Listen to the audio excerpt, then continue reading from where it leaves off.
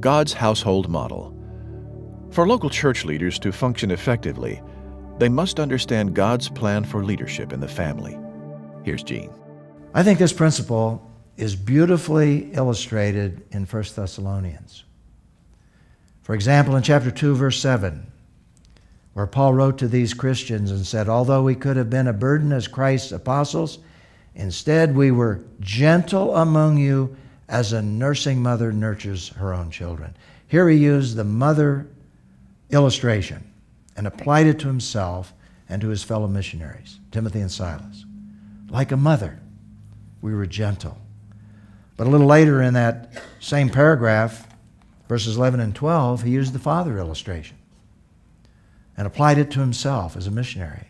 He says, "As you know, like a father with his own children, we encouraged, comforted, and implored each one of you to walk worthy of God who calls you into his own kingdom and glory." So here, Paul uses the mother-father illustration as a model, not only in his own life, but for all church leaders.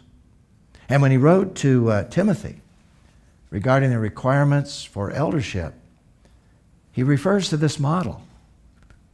And he says this: "One who manages his own household competently is to be selected." One who manages his own household competently, having his children under control with all dignity, a good father, not ruling as a dictator, but ruling as a Christ-like model over his children. And then Paul applies it. And here we see the household model applied to the family of God, the local church. If anyone does not know how to manage his own household, how will he take care of God's church or God's household? This refers to elders. But then he also applies it to deacons. Notice he said deacons must be husbands of one wife, managing their children and their own household competently. So basically what we see here is that the household, the family setting, was to be an illustration of the way God wants leadership to function within the larger family, that is, the family of God. We need to understand that many of the churches in the New Testament began as household churches. Let me give you a couple illustrations of that. Cornelius' family in Caesarea. Cornelius and his whole family came to Christ. And you need to understand that in that culture referred not just to Cornelius and his wife, but to his growing children probably, who had wives or husbands, who had children, and servants within that culture. And at times a whole household would come to Christ. And the church in Caesarea probably began with Cornelius' household, which could have been, 30, 40, 50 people already within that household. They lived in compounds, obviously. We see the same thing in Philippi. The church began with Lydia and her whole household, Lydia's family in Philippi. Later, the Philippian jailer's whole family was added. Now you have two households that formed the church in Philippi.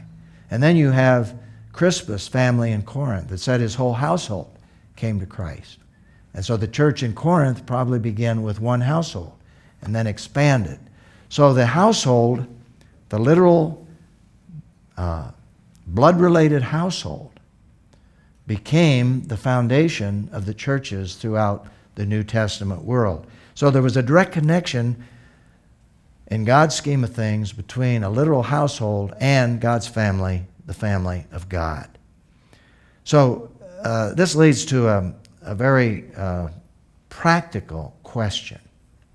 How does a clear understanding of God's leadership plan for individual Christians, husbands and wives, and fathers and mothers help all of us understand how God intended leadership teams to function in local churches?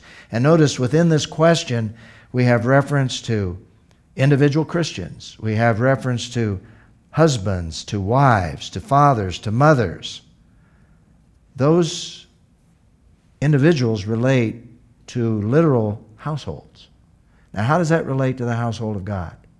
Well, let me try to illustrate that. First of all, with this circle. This circle represents the local church, God's household. But within that local church, we have some subgroups that are still part of the church. Here we have the family, which, as we've just demonstrated, many of these churches, these local churches, began as the church in miniature. The household was the beginning of the church. Probably the fathers were the first elders in those churches. But then, of course, the family came into existence because you have a marriage, you have husbands and wives. You have someone like Priscilla and Aquila. As far as we know, they didn't have children.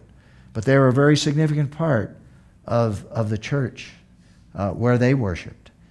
And then you have the individuals. You have the little slave girl, for example, in Philippi, who came to Christ and who became a part of the church at Philippi. Even though she wasn't married, as far as we know, she had no family. So you have this integrated concept within the New Testament.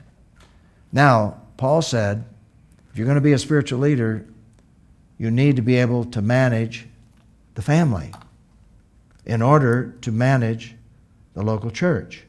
Now, let me illustrate this. You come to Christ and you get into God's family. How? As an individual. The fact that the Philippian jailer believed did not mean that his children became a part of the family of God because he believed. Their faith had to bring them into the family of God. The same thing would be true of Lydia's household.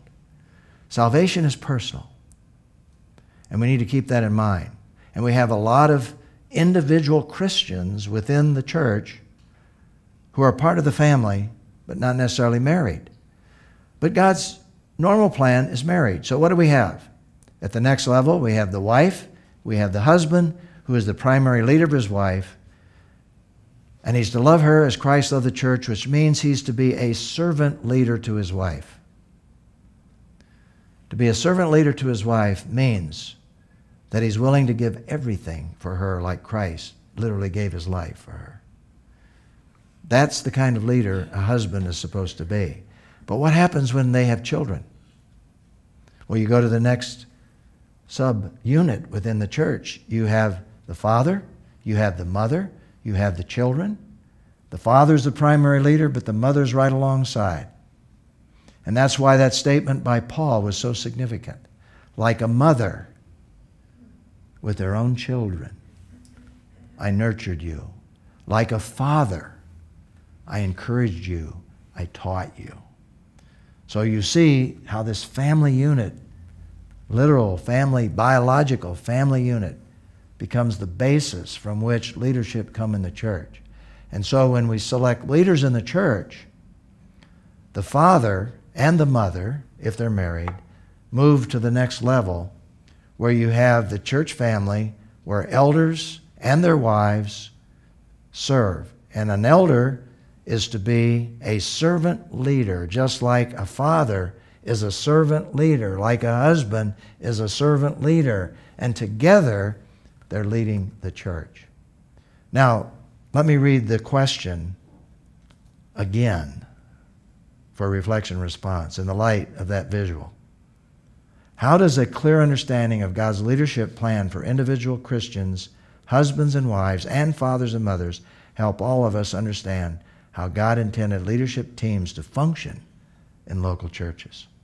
And when you take the household model as it relates to the household of God, you see a beautiful picture of men and women who become leaders together as father and mother models. In fact, I think what you have in the New Testament church is that when you become an elder, or when different men become elders, there are multiple fathers, their wives become multiple mothers, and actually leading the church together.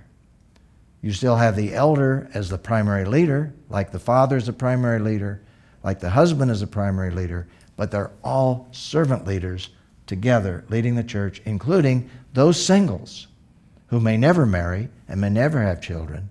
They are very significant in God's plan. And if you want to read about that, go to Romans chapter 16, where you read about individual Christians who very significantly were a part of God's plan in leading the church. So it's a beautiful principle, and let me just restate the principle to refocus our thinking. For local church leaders to function effectively, they must understand God's plan for leadership in the family.